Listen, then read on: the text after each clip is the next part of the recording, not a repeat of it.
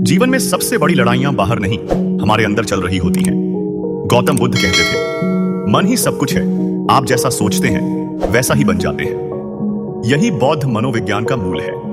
अगर आपका मन साफ है, शांत है, सकारात्मक है, तो आपका पूरा जीवन बदल सकता है। एक बार बुद्ध के पास एक व्यक्ति आया जो बहुत गुस्से में था। वह चिल्लाया, अपमान किया और कटु वचन कहे। बुद्ध शांत रहे। अगले दिन वही व्यक्ति फिर आया, इस बार पछतावे में डूबा हुआ। उसने कहा, मैंने आपको अपमानित किया और आपने प्रतिक्रिया क्यों नहीं दी? बुद्ध मुस्कुराए और बोले, अगर कोई आपको उपहार दे और आप उसे स्वीकार न करें तो वह उपहार किसके पास रहेगा? उसी तरह तुम्हारा गुस्सा तुम्हारे पास ही रह गया। मैं उसे स्वीकार करने को तैयार ही नहीं था। यही है मनोविज्ञान का वह नियम जो जीवन बदल देता है। आपके पास यह शक्ति है कि आप किसे स्वीकार करें और किसे नहीं।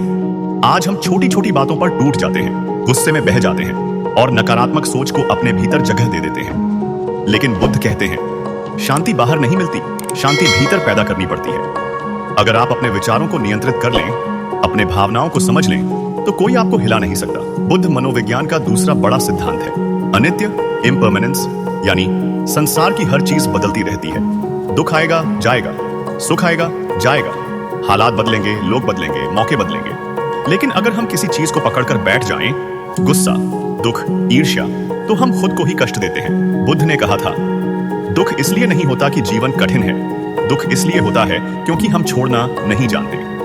अगर आप मानसिक रूप से मजबूत बनना चाहते हैं तो 3 बातें याद रखें। विचारों को नियंत्रित करो, नकारात्मकता को भीतर न आने दो, बदलाव को स्वीकार करो, क्योंकि यही जीवन का सत्य है। छोड़ना सीखो, जो आपके नियंत्रण में नहीं है उसे पकड़कर मत बैठो। जब आप अपने मन पर विजय पा लेते हैं तो दुनिया की कोई ताकत आपको रोक नहीं सकती।